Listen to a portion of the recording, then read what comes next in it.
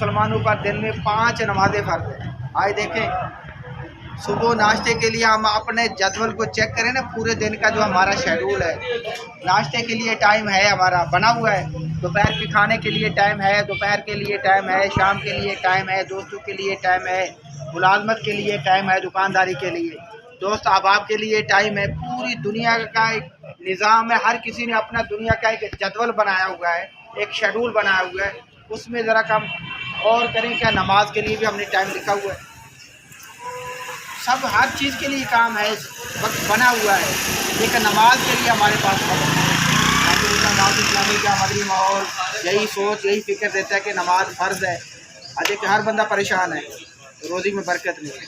میرے آقا دو جہاں صلی اللہ تعالی وسلم فرماتے ہیں کہ نماز سے روزی میں برکت ہوتی ہے۔ یہ طویل مفت کا، نہ پیسے لگتے ہیں نہ کہیں جانا پڑتا ہے، اور میرے آقا کی حدیث ہے، اٹل فیصلہ ہے، روزی میں برکت، بیماریاں دور، اور فرمایا گیا بیماریاں دور ہوتی ہیں۔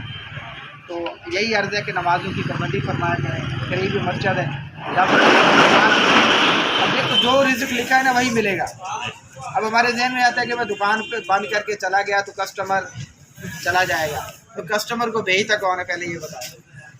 کسٹمر کو کون بھیجتا ہے؟ اللہ بھیجتا ہے۔ اب اللہ پاک ہر چیز پر قادر ہے، جانتا ہے، اللہ کو پتہ میرا بندہ میری بارگاہ میں جھکا ہوا ہے، تو کسٹمر گھما کر نا کہ ادھر سے چلے گا، اوپر سے گیڑا دے کے ادھر ہی آ جائے گا، وہ مالک بھیجتا ہے کسٹمر کو۔ اور فرمایا گیا یا ایھا الذین آمنوا لا تلھکم اموالکم ولا اولادکم عن ذکر اللہ ومن یفعل ذلک فاولئک هم الخاسرون۔ اے ایمان والو یاد رکھیے، قرآن پاک میں 88 مرتبہ ڈائریکٹ مومنوں کے ساتھ اللہ پاک نے خطاب کیا، ڈائریکٹ۔ ایک تو ہوتا ہے کسی سے کہتے ہیں محبوب آپ فرما دو نا، یہ ڈائریکٹ فرمایا گیا اے ایمان والو تمہیں مال کی محبت، اولاد کی محبت، اللہ کے ذکر سے غافل نہ کرے، جو ایسا کرے وہی لوگ نقصان میں۔ کون فرما رہا نقصان میں؟ میرا رب۔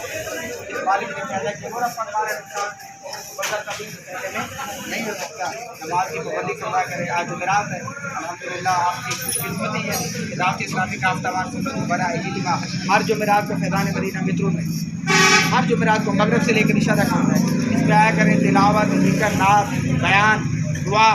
ہفتے کے بعد نا ایسے سمجھ لیں اچھی صحبت ملے گی۔ موبائل بند ہو جائے تو چارجنگ کے بنا چلتا ہے، ہماری باڈی بھی ایک چارجنگ کی محتاج ہے، اچھی صحبت۔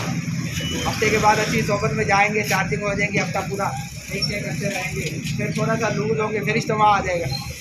تو اس طرح ہماری زندگی کے ایام اچھے نیکیوں میں گزرتے چلے جائیں گے، ہم آخرت کی تیاری میں کامیاب ہوتے چلے جائیں گے۔